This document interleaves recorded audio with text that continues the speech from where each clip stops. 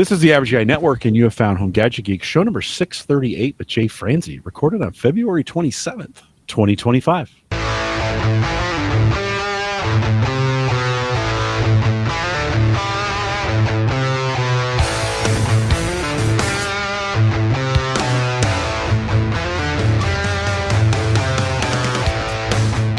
Here at Home Gadget Geeks, we cover all the favorite tech gadgets that find their way into your home. News, reviews, product updates, and conversation, all for the average tech guy. I'm your host, Jim Collison, broadcasting live from the AverageGuy.tv studios. Here in a beautiful Bellevue, Nebraska, the weather has changed. Last week we had Uyghur on and it was cold. This week it is warm. Maybe it's because I have Jay Franze. Jay, welcome to the show. Glad to have you here. You just said I warm your heart. Look at that. You do. Well, always good to have you on here. You're my Kentucky friend. I need to get out and do the Bourbon Trail with you. There you go. Let's do it. I know. We need to figure out a way to get it done, but thanks for... This weekend? There you go. You never know. It does take me a while to get there, so I would we'll have to plan that. Well, speaking of planning, we'll plan some show notes. There'll be some world-class show notes out at the AverageGuy.tv. Big thanks to our Patreon subscribers. Appreciate you guys each and every month, whether you give 1 month or you most of you guys just give every single month. If you want to join that team, we have one $5 plan. TheAverageGuy.tv/Patreon will get you there. And then if you want to use the Amazon affiliate link at TheAverageGuy.tv, just head out to TheAverageGuy.tv. You'll see some red lettering that says something like this site is, something affiliate, blah, blah, blah. For I should really memorize or just write down that statement so I can say it. But it's available out there. Just check it out today if you want to click through, and that'll benefit the site as well. And then, of course, big thanks to Mike Uyghur, who joined us last week. Always great to have Handsome Mike on, and appreciate him coming on and being a part of the show. As I mentioned before, Jay Franze is with me. Jay, welcome back. And hey, what's going on with your podcast? What are you doing these days? Well, first, I don't know if it's better to be the one that warms your heart or be the one that's referred to as being handsome. Well, I said Handsome Mike. Yeah, right. Well, that's what I'm saying. Did you want to be handsome? I don't know. We mean Handsome Jay as well. I'll stick with the warming of your heart. That's all right. Podcast. It's been going very well. I'm very excited about it. We talked to pretty much the entire music industry, people who work behind the scenes, the artists that are up and coming, as well as the ones that are on their way down. Yeah. We don't really get too many that are in the middle, which is funny to me. So I get people like the Romantics, I get the Oak Ridge Boys, those that are towards the end of their career, and then I get all the ones that are at the beginning of their career, the ones that were on The Voice. They're busy in the middle of their career. Right, that's what I'm saying. It's like they're a big deal. It's funny. Yeah. So on Monday nights we do one-on-one interviews, and on Wednesday nights I have a co-host who works with me like this. We go over the news and basically what's going on in the industry, and it's more interactive like this, and it's fun. Yeah, it's fun. Yeah, you do. I went out and kind of caught up on what you were doing a little bit, and your co-host. Co-hosts are great. This is why I do the show this way, because much better than just talking to yourself. For sure it is. Maybe once a year I'll do a solo show. Jay Franze, FRANZE.com. If you want to check that out, I put the link in the chat. It'll be in the show notes as well. You're getting some. I mean, you were talking about Rascal Flatts. You've had some, like you said, some new folks, some folks, maybe not. You hate to say at the end, because some of these careers, they're doing their farewell tours. Well, so we can say the end of their career. Yeah, that never is true. Listen, the Eagles did that about 7,000 times, right? Yeah, they're doing it again this year. I know they are. Billy Joel has done that before. He's on tour this year. Elton John. Yeah. I think I'm going to retire, and then they get pulled back in. They get bored, right? Well, the Oak Ridge Boys, they came on the show a little while back. Wow. And they were talking about their farewell tour. So they're on the road. Now, their farewell tour, they've come through my town 3 times that I've seen them. And I looked, and they're coming through again this year. So I don't know how long this farewell tour is, but we're looking for at least a few years here. Wow. But one of their members just recently passed away, Joe Bonzel, sorry. And he just recently passed away, and they just had their moments, their recognition of him, and then replaced them with somebody else, and have just moved right along. Yeah. It's crazy to me. Yeah. But well, Well, do you think? I mean, one, we talked about this a little bit in the pre-show. We're living well. Some of us are living a little bit longer than we used to. Like, I mean, the average. Look at the Rolling Stones. Like, oh dear God, those guys are 1,000 years old. They're a music museum. Yeah. And so it is one of those things. I think on average we're living a little bit longer than we used to. And so, these musicians, they're like, and then it's hard to believe. I mean, some of them, it's speaking of the Rolling Stones, I mean, they were put away wet so many times. I don't know how they can even get up and They do it. look But like it. Mick Jagger keeps at it, right? And you're just like, Tony Rayner says in chat, his coworker is going to see them here on March 7th, right? Well, it's worth a shot. I mean, you go check them out. Yeah. And it's funny, William Lee Golden is one of the main singers, and he was on the show, and he's also in a band called William Lee Golden and the Goldens. So it's just a family band. Yeah. And his son is one of the people who passed away this year, and without skipping a beat, he just kept going to the next show. Yeah. I expected everything to come to a halt, but it didn't. And I mean, it's sad. He's very torn up about everything, but he just keeps moving forward. Yeah. Yeah, we spent a little time talking about it. My neighbor passed away, and it's a hard, that,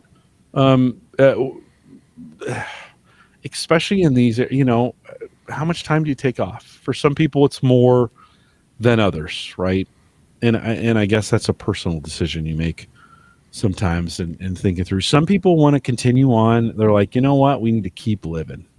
And others want to spend some time really remembering. I mean, it hits them really, really hard. Yeah. I don't think there's a right answer to it, right? I don't think there's a right.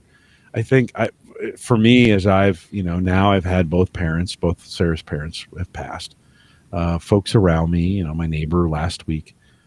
I think everybody just needs to grieve and figure out what works for them. It's tough. Both my parents passed away and at separate times, and each one of them hit me differently. But I don't think they'd want you to hang on to it for too long. And my wife's uncle just passed away this past week, and it hit her kind of hard because yes, it's her uncle, and her uncle acted like a father to her mother because he was 12 years older than her mother. Yeah. But it brought up memories of her grandfather's passing, who she was close to. So that hit her hard. But then on top of that, she also realized now it's the generation before her. So that generation is starting to pass away, and now we're next in line is what scares her out. No, right on. You have all these thoughts, right? I mean, my aunt, who's 92, she's the last on the Collison side of that generation. The last one. And so, you start having those thoughts. Right. You're like, okay, it's our turn next, right? We're next in line. And so it does. Let's not think about that, Jim. Yeah. Well, but listen, Jay, it gives you, in the last couple of years, and we go in cycles this way because, we have these family units and they tend to go at similar times. Then we get a break from it, and then it comes back around, right? I think it is just a good reminder to cherish the moments, cherish those moments we do have, take advantage of. You can't live every day like it's the last. We talked about this with my neighbor passing away. We were talking about this from a family perspective. You can't live every day like it's the last. You have to plan for things. You got to prepare for things.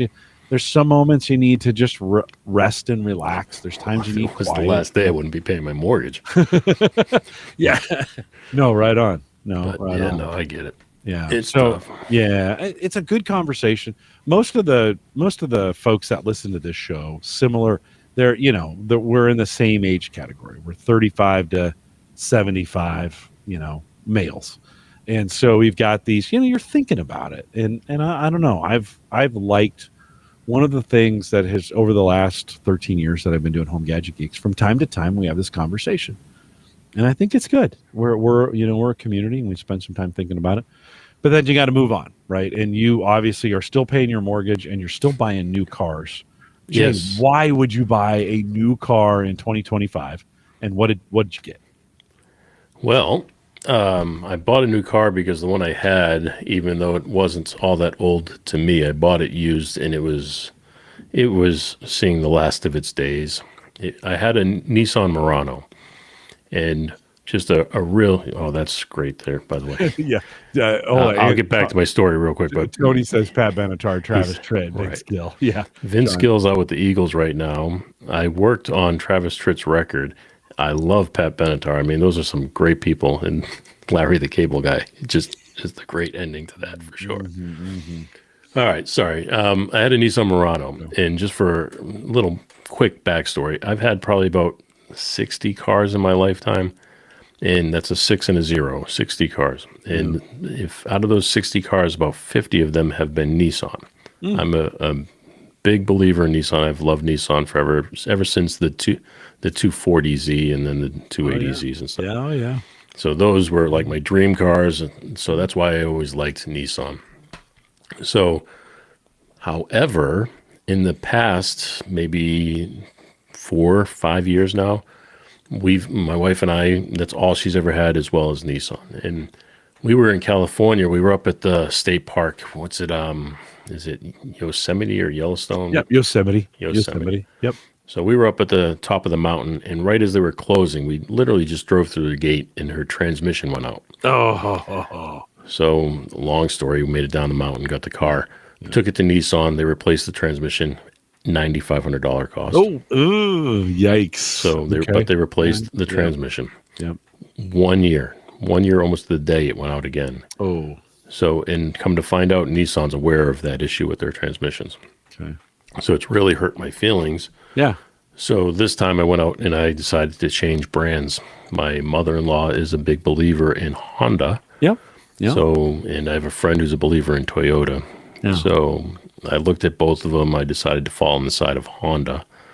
And I bought myself a Honda Accord, a 2025 Honda Accord Sport Hybrid, which is something I never thought I would do. Yeah, why'd you go with the hybrid? Well, sir, I'm glad you asked. Yeah. Almost like we planned it that way. It's almost like it's been planned. No, I went with the hybrid. I was not really for it, but I do a lot of driving, whether it be for work or my side work and stuff. I do a lot of driving. On the side, I run a concierge service.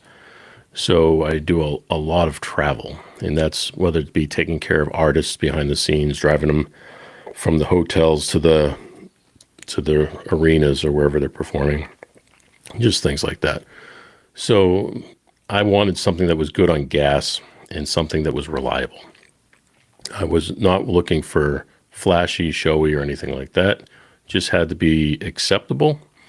And there's a certain, behind the scenes, there's a certain group of vehicles that you can purchase. Like they have rated vehicles, a low level, medium level, and a high level. This falls into the medium level vehicle, which is what's required to do this type of service. So I picked that based on the level of vehicle, and then I wanted a Honda because, super reliable. And one of the things the salesperson said, if you put 1 million miles on it, they give you a new one for free. Oh, really? Now, I don't know if I'm sure that's not true. If anybody could put 1 million miles on a vehicle, I'm sure I could do it. But I would never keep a car that long. Right. Yeah. But yeah, she told me that if you put 1 million miles on it, and I Googled it, there's people who talk about it, but I don't know how true it is. Sure. But then the hybrid part, I got because it was the model of the vehicle that I wanted came in hybrid. You no longer had the option. So to get the one with the fancier toys and all of the stuff that comes in it, you had to get the hybrid. Well, I got it, and so far, I'm telling you, I love it. The gas mileage, I'm getting roughly the same gas mileage I would get in as far as total miles as the Murano. I'm getting roughly 600 miles to a tank of gas. However, it's cost me tops $25 to fill my tank. Yeah. It was costing me $55.60. Right. Yep. So holy cow, what a difference. Yeah, I bought an 06 Civic hybrid back in the day, the early versions of those hybrids, and we put 230,000 miles on that thing before we were done Paul Brerein had that same exact vehicle. He's a listener to the show and been a guest several times, dozens of times now. And so yeah, I mean, you can that. Mine was a gutless wonder. Do you feel like you have any? Like, did you sacrifice power for that hybrid? Are you feeling a difference between the two vehicles? Now, to be fair, I drive like Grandpa. Okay, well, I do too. It worked out for me. So I'm okay with it. Yeah. But no, I've got the sport model, and it does have the adjustable comfort, economy, normal, and sport. Yeah. But I keep it in normal pretty much the entire time, and it's just fine. It does have quite a bit of pickup and go. The Murano was a 6-cylinder and had a little bit of beef to it, but I never really made too much use of the speed. I'm more of the comfort and the toys that are in the inside. So now the Murano had an amazing amount of toys. It had anything from the panoramic sunroof to the heated back seats. The back seats were reclinable. It had heated steering wheel, all the bells and whistles. Now the Honda being a car versus an SUV, it doesn't have quite the same amount of toys, but it has a good amount of them, and it has some different toys that I'm not used to. Like it has built-in Wi-Fi, it has built-in Alexa, that type of stuff. And I better mute that while I mention that. How big is the screen in the? The screen is very large compared. It's like I have the Alexa screen here next to me, and it's at least 2 of those wide. Mm-hmm. I don't know the exact dimensions. 19 is, I think, what it says here. No, 12. 19 would be huge. It would be go across the whole dashboard. 12.3-inch touchscreen. Yeah, on that. It's beautiful. Yeah. And what I noticed about that is the Apple CarPlay it fits within the window and then leaves you extra space on the window to put other things on the screen. Or it gives you the option to expand it full screen. So if you expand it full screen, you get many, many more little icons on the screen. Is it landscape or portrait? It's landscape. Landscape. Yeah. The Subaru, by the way, which I have a 21 Legacy. It's got I think it's a 17-inch. It's pretty big screen on there. But I just got a warranty extension for that today. So they're like, hey, we said we'd cover it for 3 years, and I've had some problems with it. I mean, it's the entertainment center has been slow. It hasn't responded well. I got an update and it started working really well. And then I got an update and it's like they put it back to what it was, which makes me wonder if like the fixed version was burning chips out or something like that, right? We got to slow this stuff down a little bit. But I got a warranty notification extension, and they took it from 3 years to 8. I'm like, all right, well that sounds good. I'll take it. That sounds good. It's it was not like $20,000. Subaru underpowered their entertainment center. Do you feel like, I'm assuming it has Apple CarPlay or Android, whatever. It Android does. Auto. Yep. And so, what do you use? What's your? I use CarPlay for CarPlay. Sure. Okay. Yeah. When did you pick it up? And I've had it about a month now. Okay. Yeah. So far, I still don't have the final tags for the vehicle, so that shows you I haven't had it too long, which kills me, by the way, because it puts me out of work on my side hustle, because I have to have plates in order to do the side hustle. Oh yeah. So I'm waiting. It's been about a month, about 4 weeks without any of that work. Well, you should be close. You should be getting that. Yeah, I went to the dealership yesterday because I said, look, if you just give me a temporary registration, I'll be good. Yeah. And they said, we don't do that. But he looked it up and he goes, well, either way, he goes, it was mailed out. You should have your tags by Friday. Okay. The website says 51 city and 44 on the highway, which seems kind of weird. I better that. Yeah, doesn't it? Doesn't it seem weird that the city miles is higher? Backwards. Yeah, it's that way with all of them. 204 horsepower. I think, now Honda's been doing this for a long time. I mean, I was in 06. That was 20 years ago. So they've had 20 years to work on those hybrids. Did you, I think Joe had said in chat, he just picked up the Model Y. Yeah. Nice Any car. thoughts on going completely EV? Ed Sullivan's going to come on the show whenever he gets his car delivered. He's moved away from Tesla. We're going to talk a little bit about that, but he's gone with another EV. We'll spend some time talking to him about that. Any thoughts of going completely electrical on this or completely battery? Well, I was against it completely. I didn't even want the hybrid. And like I said, I got the hybrid based on the model of the vehicle that I wanted and needed to do my side work. Okay. So I did think about going with the Tesla, and you could even get the Tesla S and go to the high level. You can be the higher level vehicle. But I just, with the research and everything, Honda seemed like the Honda or Toyota were the way I wanted to go. And because I wasn't going to go with electric at all. But so it was, I wanted the reliability of those two companies. Yeah, it's interesting. The hybrid, which was a big deal for a while, and then of course, over the last 10 years, it's been full electric. I'm surprised Honda is still making a hybrid. When you mentioned that to me, I was like, huh, they're still doing that? But they put a lot of infrastructure in place, both the Civic and the Accord. You have the Accord. Both the Civic and the Accord have had hybrid models for a long time now. Like I mentioned, my Civic was a 1.2 liter. You have at least a 2-liter engine in that thing. I had a 1.2 liter engine in that. It was a dog. My daughter, Sammy drove it until she was in an accident, a couple months ago. And then she's picked up I should know the year on this. It's about 10 years old. So maybe a 2015 Civic. And she's like, Dad, that thing has so much power. It's not a hybrid. It's just a regular ICE. And they got one on the showroom floor that's beautiful. Yeah. And she's just surprised. She's like, man, I can accelerate on this thing. Now, full electric, you could also I've been in a full electric with full acceleration. Thanks, Ed Sullivan. And you're like, wow, head against the headrest, and you're thinking, I'm never going to get out of this seat. Instant go. Yeah, no right on. Yeah, even with the Accord, there's no buildup. I step on the gas, it goes. And it's weird. It's the loudest, quietest car I've ever had, because when it's in electric mode, you can't hear anything. And then when it kicks in, then you hear the noise of a combustion engine. It's kind of weird. Yeah. They must have changed some things, because it was the 06 I had was the engine was full time, and then it would use the electric as assist.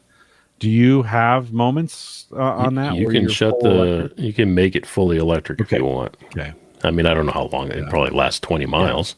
Yeah. Right. But you can switch it to golf cart mode for sure. Yeah. That's what it sounds like to me. It feels and sounds like I'm driving a golf cart. Yeah. Yeah. Brian says he'll never buy an ICE, an internal combustion engine. I don't know. I am still a little leery of all electric. Now I live in Nebraska, so okay, there's that. But I've been, my 2021 Legacy, I really like it, and I don't know. I'm having a hard time. I was against this, but so far I love it. Was the choice yours? Was it the wife's choice? It's my vehicle. She drives a Infiniti QX60, the 3-row family vehicle. Yeah. But for me, the biggest thing that I had to look for is a vehicle that fell into at least the mid-range and had the most legroom in the back. Those were the biggest concerns. It was passenger comfort versus my comfort. Mm-hmm. Now, I wanted the Touring Edition because it was the same exact vehicle, but the differences were it had heated steering wheel, which I love, but I don't need. But it also had heated back seats, which is passenger. So the passengers would feel the comfort of that. And my Murano had the heated back seats, and it's a very odd thing to think about, but being here in the winter, everybody really appreciated that. And when you're driving, musicians or celebrities around, true. That's just a perk for them. And I never have more than one, maybe two people in the car. So what I end up doing is the back seat it has the most leg room for most out of almost all of the vehicles I looked at, which was a plus. Because even the Toyota Camry or the Toyota Avalon, which they don't make anymore, didn't have the same amount of leg room. And then what happens is most people get in on the passenger side in the back. So I move the passenger front seat forward, and they get even more leg room. Yep. And when it's just one person, if they have a manager or somebody that rides with them, they'll get in the front seat. Right. So, but typically they're in the back, and as long as I can make it as comfortable as possible for them, they're fine. You know, Subaru, the Legacy, I think, died at 2024, and the sedan, the day of the sedan, is kind of, maybe it's coming to a close. Did you consider an SUV at all in this process?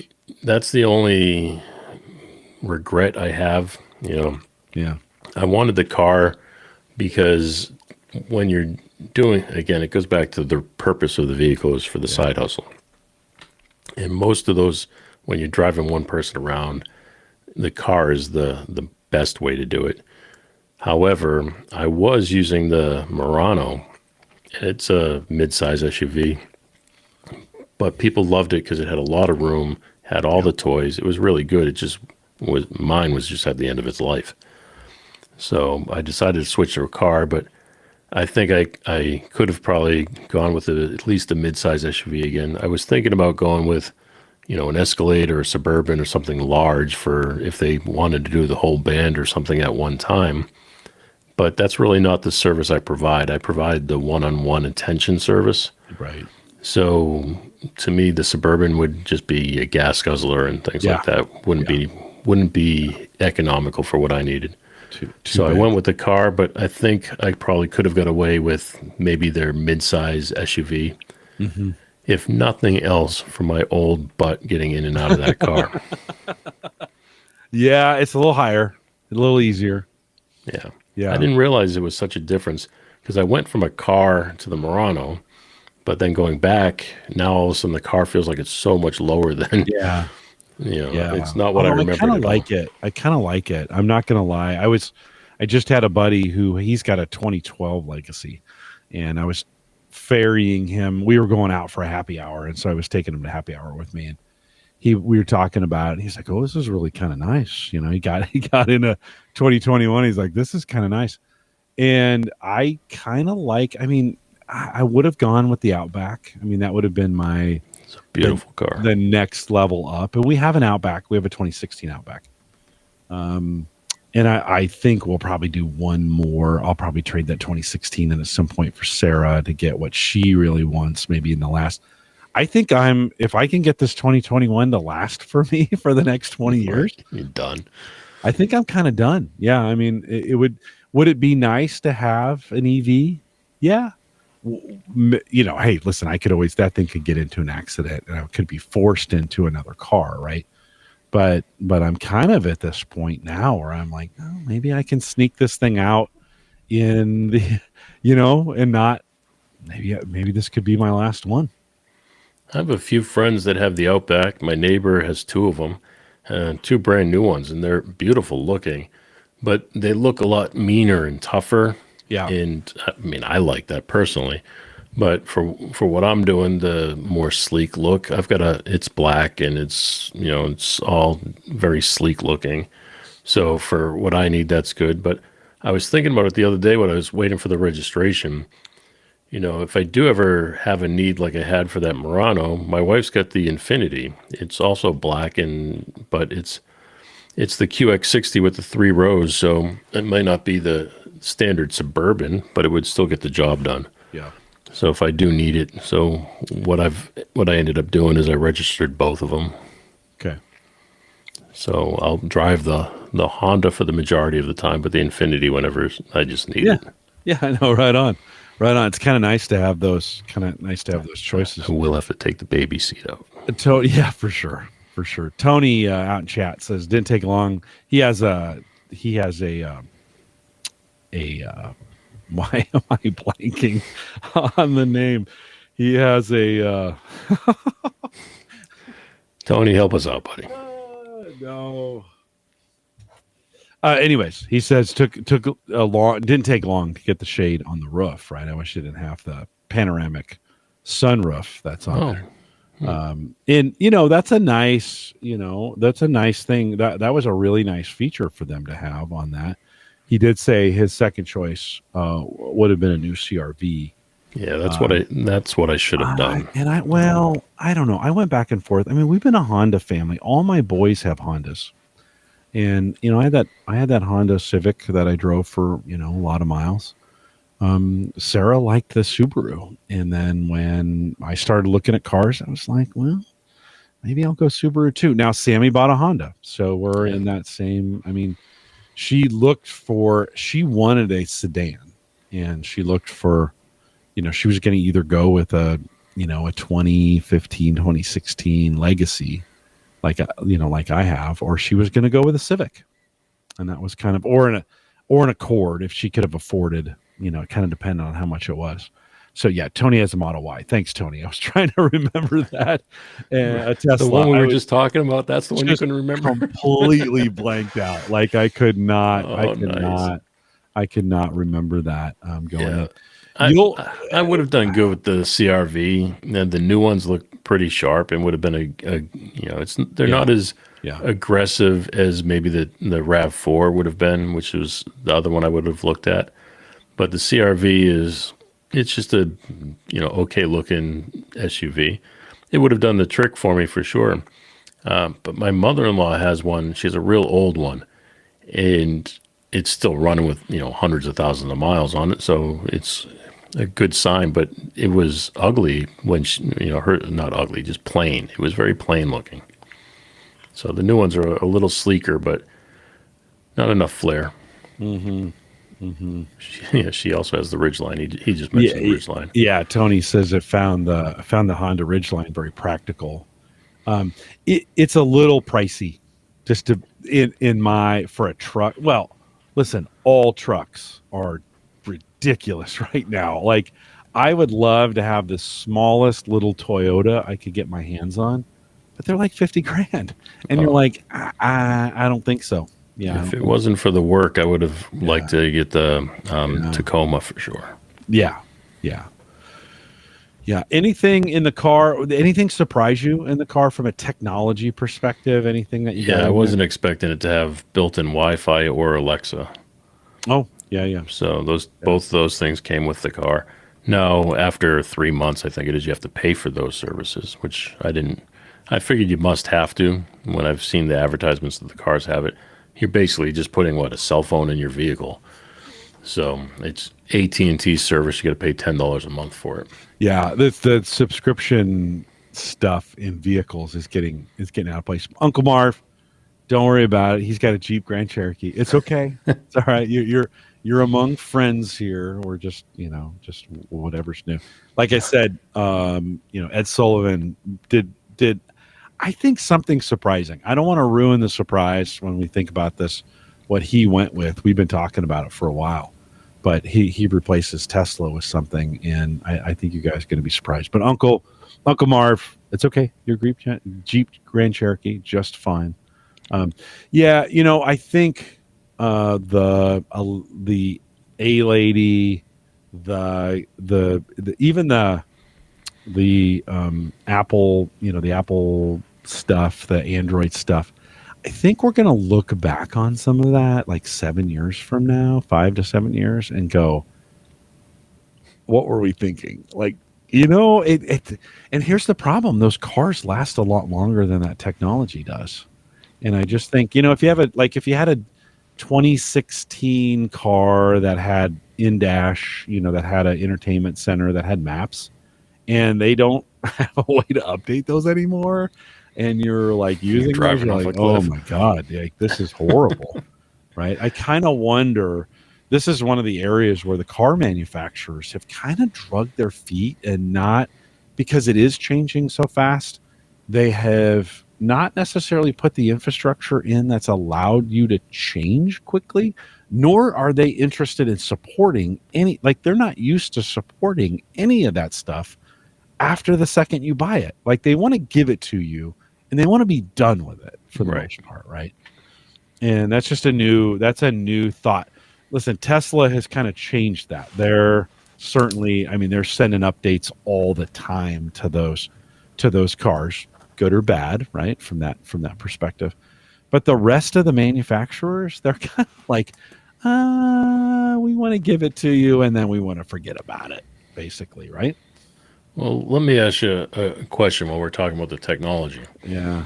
I have not had a vehicle that has had Alexa or any or the Wi-Fi in it before. Those are both two new features to me. Yeah. I get the Wi-Fi, you got to pay for it, but does the Alexa work if you don't have Wi-Fi? I don't know. That's a good question. Probably not. I mean, the car's got to be connected for it. You got to be connected in some way. I'm assuming it's not going to work because if it's on your phone, you've got access to the internet. But if it's on the car and you don't pay for that service, you're probably not going to get that either. Yeah. Well, it's a good question. And I think it varies by manufacturer and I think it varies by service level. I mean, I just renewed, we have not Starlink, but shoot. I had Ed look this up for me the last time. Whatever it is in Subaru. I'm paying $150 a year or something like that for that emergency button that you can push and get OnStar. It's OnStar. That's what it is. You can get the OnStar stuff. And is in the Subaru package, if I want to get like my remote start is tied to a subscription. Oh, really? Yeah. Yeah. Oh, that would really bother me. If I want to keep for sure, right? If I want to keep the remote start working, I've got to pay the subscription fee. Now because I'm paying a fee, in theory, they keep that up to date, right? So it continues to work. It's one of those things. That's a scary one. Yeah. No, that's the reality of it. At least with Subaru. You're paying, that's the one fee I continue to pay because I like a warm car in the winter. I like to push the buttons on my phone and the car starts and then I go out, 9 minutes later and it's nice and toasty. I miss the heated steering wheel, but I'll tell you the heated seats are night and day different. Yeah. And you know what I noticed about the Accord doesn't have the air conditioned seats. It only has the heated. Oh, okay. Now, I think if I did get the Touring Edition, I would have been able to have both.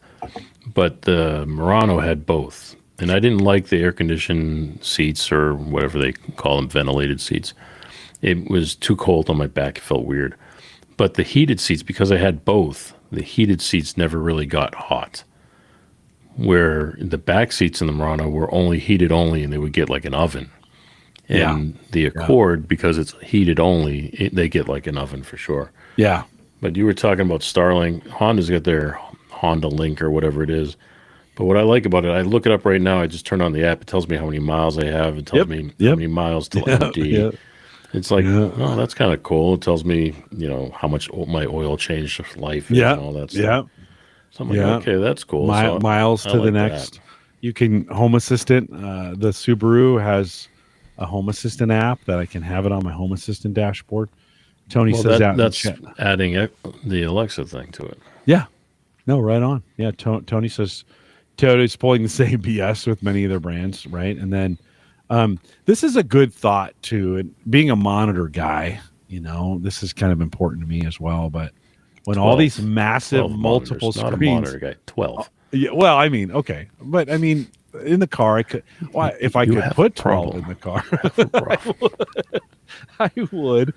But what happens when you need those? When they're not supported anymore, and you need those replaced. Those big monitors in the and I just said Subaru just extended their warranty out to 8 years for those screens now. So I was like, oh, they must have had some problems with them. I have a feeling I'm going to be replacing my screen in the next maybe couple years. We'll have to see what happens. I do not have a heated steering wheel. I know it's great, but I have not ever. You don't know unless you have one, especially living where you do or where I do. Maybe that's those true. Things are awesome. Maybe that's true. I start my car. It has 10 minutes of runtime. I time it so I'm down there at 9. That Legacy heats up super fast. I put the seats on maximum heat. They're too hot for me when I get there. Yeah. I got to turn them off. I'm almost sweating, getting burned. Yeah, my back. You're that's what the Accord's like for sure. Right, it's hot when it's on the top setting. It's hot. My wife's car has got the 10 minutes as well. She's got a time and she does it twice, so she runs it for 20 minutes before she goes out. Oh, that would be yeah. Double cooked. I wish I could extend mine out. The other thing I noticed on mine is if it doesn't have enough gas, like if it's low, it won't start it. It'll be like, sorry, you don't have enough gas. And I'm like, no, I'll take the chance. I've never experienced that. Yeah. The other day I thought I'd started it and I came out and it was not, it wasn't started. It was cold. And I'm like, what the, and I get in and it wasn't on E, but it was pretty close. And I was like, no, it's 10 minutes. I'll take the chance. Start the car. No, I'm not a car guy when it comes to the engine. I don't know anything about, I can't do anything to a car. I'll be lucky if I can change a tire or change anymore you can't. Yeah. But I heard someone say the other day, it was on some show, that people are under the impression when you start your car in the morning, like from remote start and let it warm up for 10 minutes or whatever, that it's better for the engine than just starting it and going. And they were saying that there's really no difference these days if you start your car and just go, engine-wise. Yeah. Now, I don't know if there's any truth to that. I don't know. Chat, what do you think out there? We got some smart guys. I don't know. My dad, I remember a very specific moment where I got in a car one time with my dad. I was driving him and I started the car and I gave it a second to just kind of do its thing. Right. And then I, put it in gear and we backed up and he goes, thank you for letting the car warm up. Everybody just goes right into drive. You know? Now, I mean, he drove a team of horses at some point. Right. So let's be really clear. I mean, my dad was an old guy. But I don't know. That's an interesting question. Certainly in the world of electric cars, it doesn't matter anymore, right? I mean, you can warm the car on, batteries off. It'll warm, it'll turn on the car. It'll run an electric heater. It'll heat your seats. And if you've paid the extortion price, it'll heat your steering wheel, right? Right. That's extortion, by the way. The steering wheel is extortion. Everything else standard. I told the lady, I'm like, hey, I don't get the heated steering wheel in this model. And she's like, you can add it for $1,500. Oh, so it's there. It's there. Without it. Thank you. Right? It's there. Yeah. All of the technology is there to plug it in if I buy a new steering wheel. It's extortion. Yeah. It's incredible. And they're like, oh yeah. And then the Tesla owners are just like, okay, I'll just turn over the money to you, and you're like, it's extortion there. Anyways. Oh, speaking of Tesla, I'm glad you mentioned that again. Yeah. This vehicle does not have self-driving mode by any stretch, right? But the lady tried to sell it to me as if it kind of did. And it has the adaptive cruise control and the lane departure assist to the point where, I mean, it will turn the car. If I turn it all on, it will practically drive itself down the road. Yeah. You can't tell it where to take you, but it will not veer from the lanes, and it keeps you there. Yeah. The problem I have with that is you have to have your hands on the steering wheel. The same thing in a Tesla, by the way. It's like, why? I don't want if I'm doing this, I don't want my hands on the steering wheel. They're not ready. Listen, they're not ready to give you they're not ready for complete autonomy. Right. It's not ready yet. But but you're right. You can, I mean, in mine, it ding, ding. It says, put your hands back on the steering wheel. Right. When you're like, there are things you can buy where you can put them on the steering wheel. And that's just mimics your hands, right? That's the same thing. You buy those little adapters where you can put YouTube up on your display. Yeah, no, right on. Not safe, but you can do it. Tony says one auto channel says idle until it's no longer idling high, and also don't go until 10,000 K until you do your oil changes. Yeah. You can do it. Although with synthetic oil. Question. Yeah. What is the optimum? I thought with synthetic, you can go a little higher these days. Yeah. It's cheap as an oil changes for the most part. I think just do it as often as you need to. right? That's one of those. How do you drive? Are you driving hard? Are you driving easy on that thing? Well, this thing says I'm 70% left till I need an oil change. Yeah, I'd go with I'm at 3,500 miles already. Yeah, I'd go with the reminder. Whatever they recommend, I'd kind of go with, right? Yeah, keep you in the warranty anyway. And so I don't think that's bad. I mean, okay, yeah. Listen, I'm paying $100 for an oil change. I remember when they were $20, but that being said, it's a lot cheaper, than other things for your car. I just did $100 oil change on the Murano before I traded it in. No, right on. They're $100. Let me ask you a question, technology-wise, as we talk about how to cheat the system. Yeah. I don't need the hands for the steering wheel. My hands can handle being cold for a minute or two. Yeah. But we talked about the YouTube on the display. Now, as a driver, I don't care about having YouTube on the display. I don't need to be watching YouTube while driving down the road. Right. But for the service I do, that would be a handy feature to have. So 2 things. Do you know of any that would give you that feature? And do you know of any display you can buy that I could put on the back of the headrest so the passenger can see that? Yeah, you could. I mean, there's a whole bunch of. I mean, you could buy a USB monitor that you put back there, and then you just need a dongle to go to the phone. Yeah, you can. There's lots of ways to extend that. I think to get. So you're extending the phone. You're not extending the car. Correct. Yeah, you would extend the phone. Yeah, the car's pretty much not going to do it for you. There might be some ways to hack it, but you're probably better off using your phone for that service and then pushing the picture from your phone. Could you push picture from? I know you could. I'd put an Android tablet in. I was going to say I'm just going to put an iPad. Yeah, for sure. But I was wondering, could you? I mean, I'm sure you can because you can use your iPad as a display. But can you push your phone to your iPad? For sure. Yeah, you could just stream it or whatever. There's all kinds of. But with the wireless in the vehicle. Even if you have it's a gimmick. Though the Wi-Fi in the car is an old thought. Like nobody needs that anymore. Like think about it. You get in the car, this was in a day where you would serve up, like the car would be connected to some kind of service, and then, or in theory, you could have one phone that feeds the car the Wi-Fi, and then everybody connects to that. But we don't live in that. I mean, we have internet everywhere now. Right. So my thought for what I do is like people have iPads that don't have the built-in cell service, and people have laptops when they're in the car that they're sending emails or stuff that unless they connect to their phone, that they don't have the ability to connect Wi-Fi.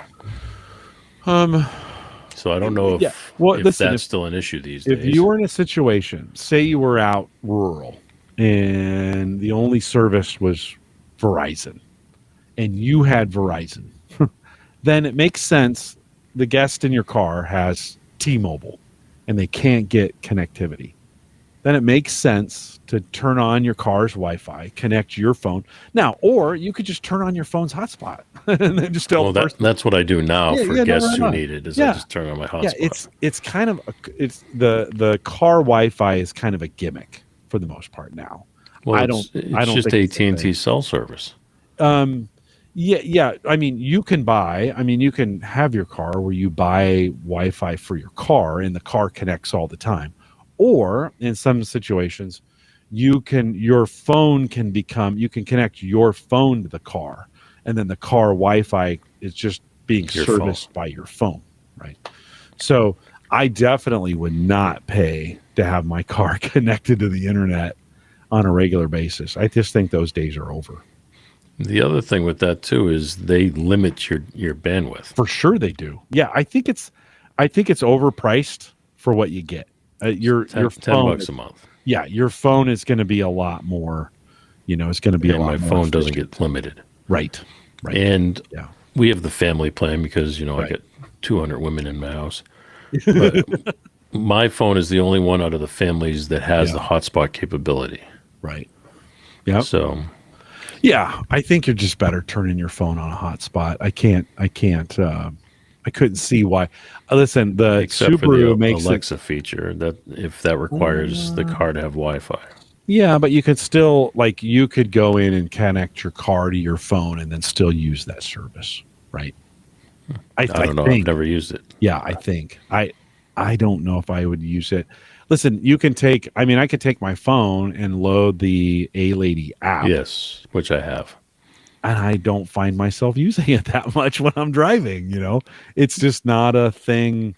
I think the reason they say to use it is because you can lock your doors from your phone if you're like at a hotel somewhere. You can do things like that. Mm-hmm. Now, I don't know again how any of that works because I don't have that feature. Yeah. But those seem like things that I wouldn't need. Sometimes it's solving problems that don't exist. Right. The service I would need would be for my passengers who have a laptop or a tablet that don't have Wi-Fi. I would just turn on your hotspot, which is what I do now on your phone. Yeah. That's way more efficient that way. Uncle Marv, let's get to some chat. Uncle Marv says warming the car is no longer necessary, especially with the synthetic oils.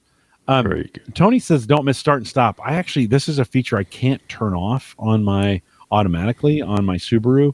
When you idle, when you stop at a when you stop at a stoplight, it'll turn off the engine, and then when you press the accelerator, it turns it back on, right? Or actually, when you lift off the brake, it turns it back on. I hate that. Yeah, and I cannot turn it off.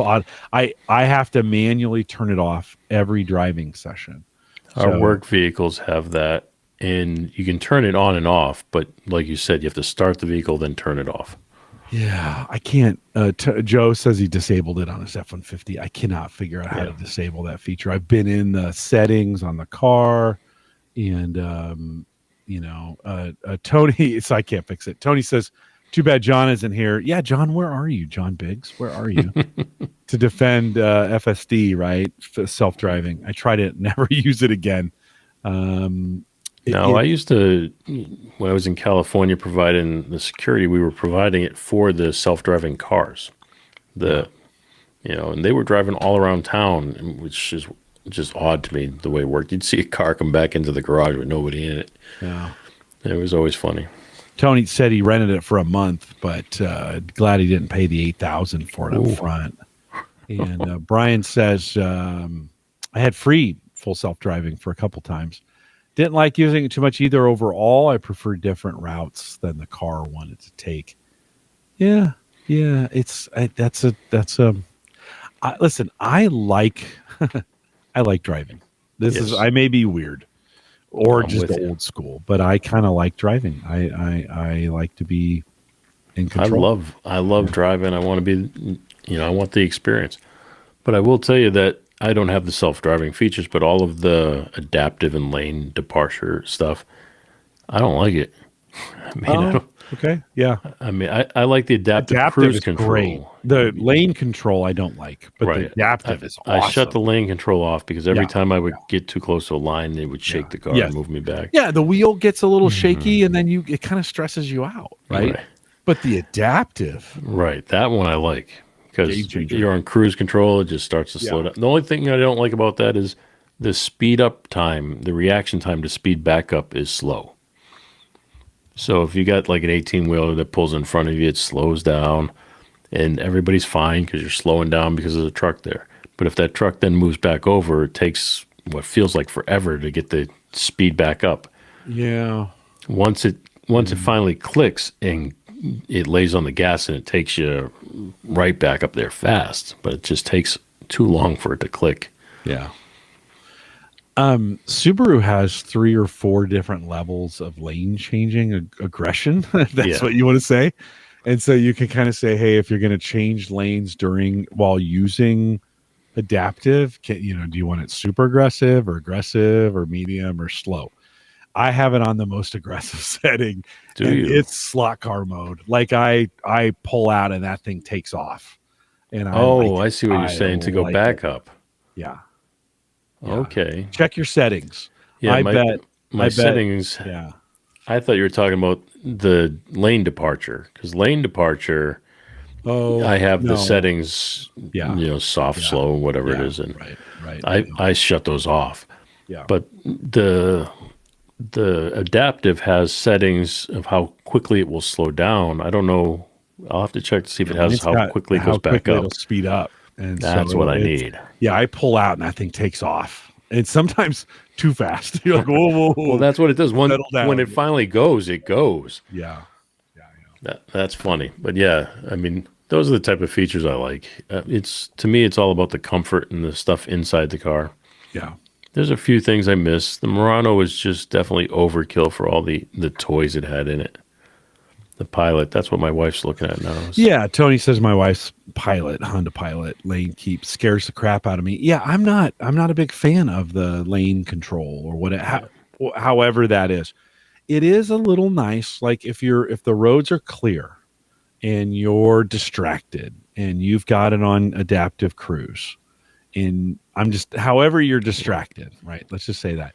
It is kind of nice because it will keep you in the lane, right? And so, in traffic, no, like I can't, I'm not using the lane keeper in traffic. It's too, right. It doesn't feel right. Like it does not feel right. And that's I'm not long time highway stuff for sure. Yeah, I'm not going to use it there. And maybe I'm sure the Tesla stuff is better, but I'm not going to use I'm not going to use now adaptive in traffic. I use all the time because I don't have to touch right.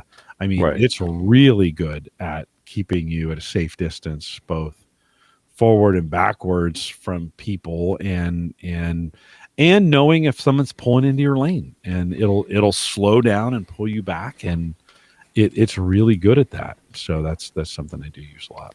Well, let me ask you or chat. It has the econ mode. Now, what that's doing is, you step on the gas pedal, it takes off like a turtle versus, taking off and just less power. Which is fine with me because that's how I drive anyways. Matter of fact, I switched it to econ mode and I kid you not, I did not feel a difference because how I drive anyway. Yeah. Right, but I was talking to my wife about it because she says, "Oh, that drives me crazy being in the econ mode." But my question to you is, if like, say for some reason you have to step on it, does it override the econ mode at some point? Yeah, that's interesting. You would want to test that out. I would think that would be by model and by engine. So, what you might want to do is take the car out and just punch it in econ mode to see what you get. Try it a couple times to see what it's certainly going to be muted, right? It's got some things, I'm sure the computer is controlling all of that and the air, the gas to air mixture and some of those kinds of things, right? Yeah. Just if you're trying to avoid an accident or something happens. Yeah. I would take it out and try it just to see what your comfort level is on the econ mode. Sometimes you have to ask that question, like, how much are you really saving on econ mode? Nothing. I put it in econ mode and I did it for a long period of time. Yeah. Now, granted, I only have 3,500 miles on the car. Yeah. But I did it for a long period of time, a long stretch to see what the miles per gallon turned out to be. And it actually turned out to be less than in the normal mode. Yeah. Yeah. Just like driving in the city is better than driving on the highway for some reason. Well, because it's using the electric assist. You're I'm assuming every time you're in the city, you're on and off the gas, but also you're charging the electric. You're recharging the electric, and then you're using it to accelerate, right? It's got electric assist on the thing. Or in your case, it sounds like it's actually using the electric to drive, right? For short distances in the city, electric is perfect. Like a battery in the city is absolutely perfect, right? Where it doesn't shine often is fast, long distances. And so, it can. Everybody who has a Tesla is like, that's not true. Okay, whatever. But the other thing I wanted to ask you too is on the display, you can display the power distribution. Yeah. Oh, those displays are fancy. It looks awesome. Fancy. Yeah. It looks like you're driving a spaceship or something. Yeah, for sure. When I got in the car, and that's what the default screen is, the power distribution. So you get in the car as a test driver or somebody who's never been in, and I'm like, what the hell is all this? Yeah.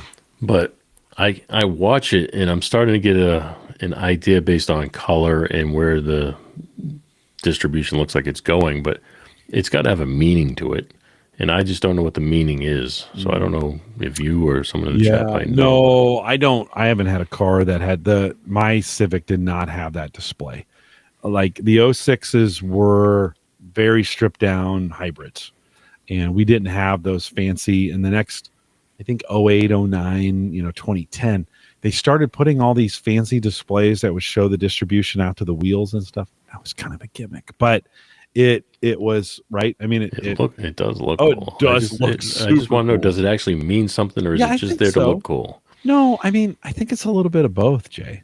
Right? I mean, I think it's a little bit of it. It is accurate. I mean, it is showing the distribution out to your the whatever's going out to the axles, so to speak. But it is made to look a little cooler than I think it actually is. Well, that's what I was wondering. And I also noticed today when I shut the car off, it looks like what I thought was underneath the car, but it looks like right under the back seats, it was lighting up red like it was hot. Oh. Like it was trying to show me something was hot. Yeah. But I read the message and it said something like, check your back seat for passengers or whatever. I was like, that's It might have so it might have sensed at some point there was something back there. And then oftentimes it's just a convenient, like, hey, you left something back. There's groceries back here, or there's. That would make sense because I picked my daughter up from dance class and she threw her bag in the back seat. So it was probably sensing that. And then that's just a convenience factor. It's just like, hey, don't forget the ice cream that you got in the back seat because it's 90,000 degrees outside or whatever. You never forget ice cream.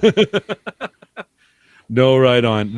My Subaru says goodbye when I get out. It's like, thanks for coming. Goodbye. Thanks for spending time with me. It will give me a message like if there was somebody, or if I set something in the seats, it'll say, hey, don't forget to look in the back, or don't forget you might have put something on. So that's these are features that my other car didn't have. Yeah. But I mean, they're convenient. They're fun, I guess, but. Yeah, no, it's getting smarter. It'll be interesting to see. We were going to talk about some AI, but I think we're good. Tony says once you get above 70 in a Tesla, your efficiency starts to go down. Yeah, I mean there's a certain point in time when your air drag, and like those cars aren't made to go. It's not a bullet train. For God's sake, so you don't leave your kids. Yeah, no, that's true too. That's true too. Like, hey, there's something in the back. You want to make sure you. It's like don't forget your kids. Yeah, don't forget your kids back there. You want to make sure it's. I could never forget my kids because they don't shut up. I think for sure. This is just not your kids, by the way. I think. What are you trying to say? They're not my kids? I think. Well, I don't know. You be the judge. You be the judge. No, you want to hear a dumbass story? I was at work the other day, and my wife sends me a text message, and it says, You're daddy. And I'm like, yeah, no kidding. And she goes, no, we just got the results back. You're a daddy. Now, she's not talking about she's pregnant because we're definitely long past that at this point. I don't touch her anymore. Right, yeah. But she got the DNA tests back because apparently my kid that's in high school has to do this project at school where they submitted their DNA. Oh, wow. Like 23andMe or something? Yeah, it's one of those. Yeah. And so it came back and she goes, you're a daddy. I'm like, was there actually a concern of yours? I'm like, you got something you want to tell me? And she goes, I did not think that. I'm like, no, I did. But well, it's good. No. It's good to know. It's good to know. It's good to have some science in there, right? Well, let me ask your opinion on this sidetrack. Sorry if No, that's fine.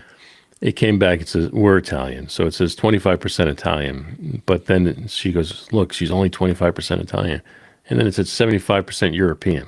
Yeah, I'm like, where do you think Italy is?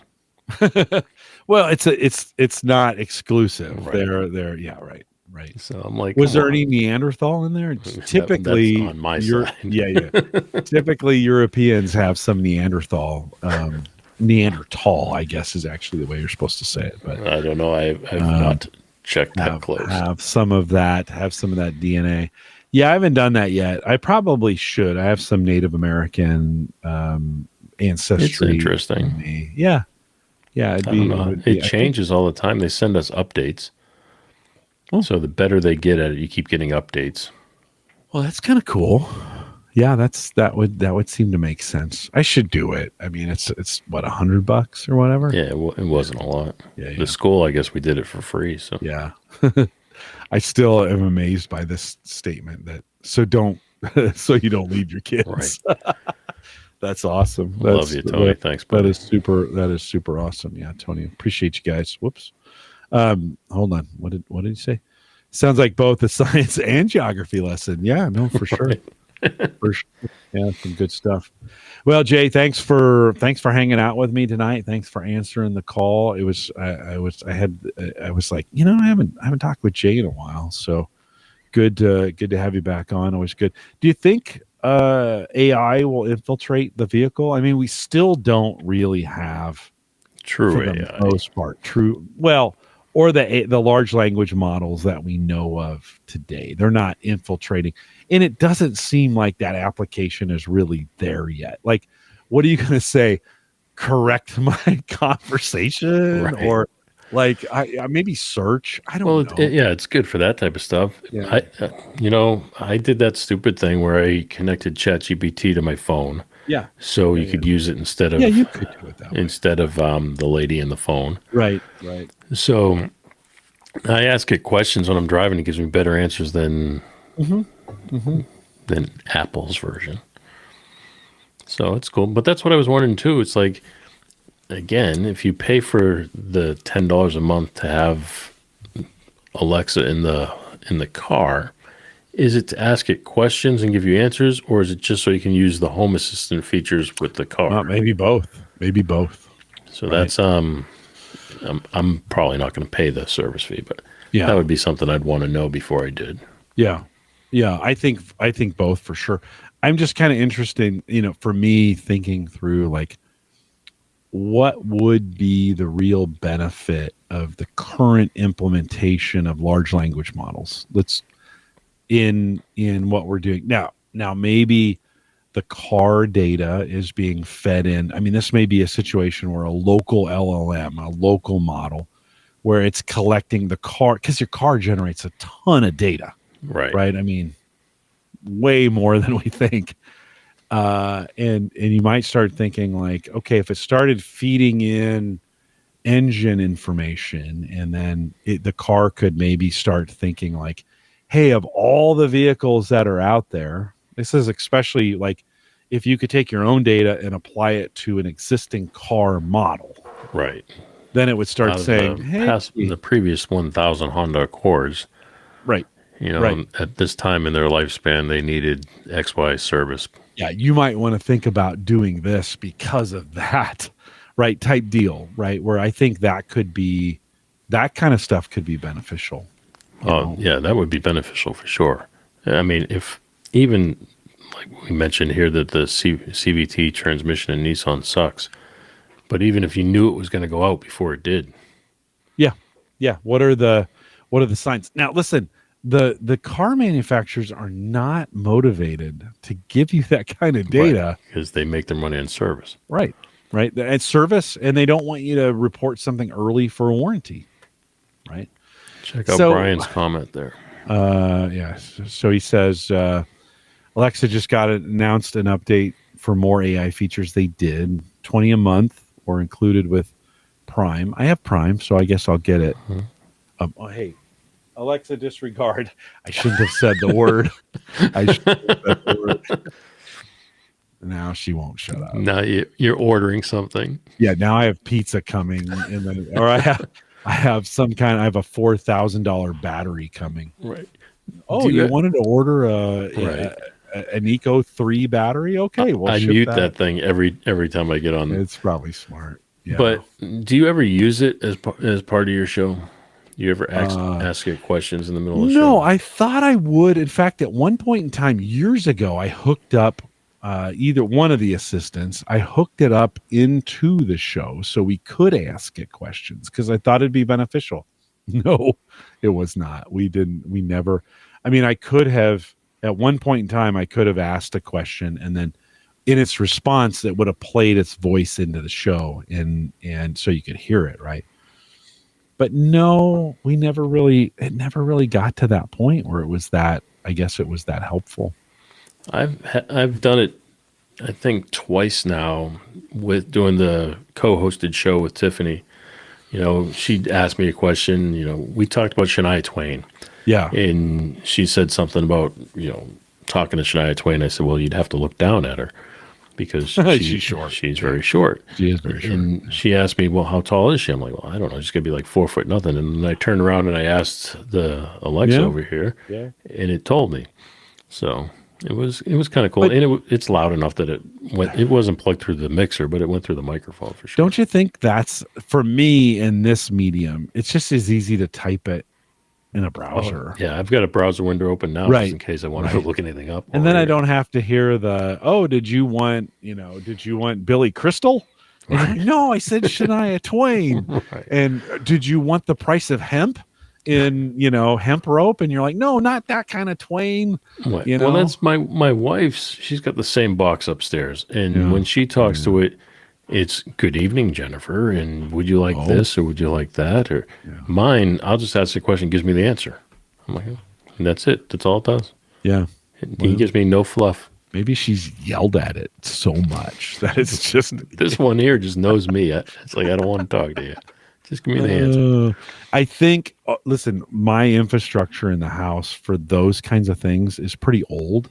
And I think even as we get into this, I think it's going to take a little more than what I give it, this thing behind me. So I think I'm going to need to upgrade. If I'm really going to expect it to do some things, I'm probably going to need to upgrade. Now, is it sending the query off to the the A-Lady servers? And is it coming back? Probably. So we'll just have to see what it does. Today I use AI mostly for writing.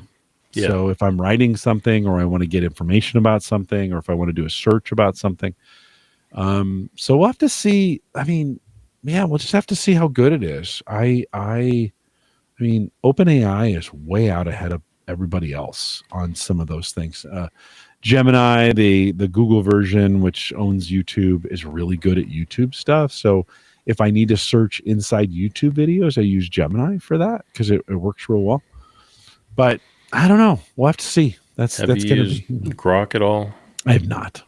Dude, that one, I was just on there and I used it for a quick search for a news-related topic, and it nailed it. It came back with like 25 different examples of what I was asking for and stuff. Yeah, I believe that.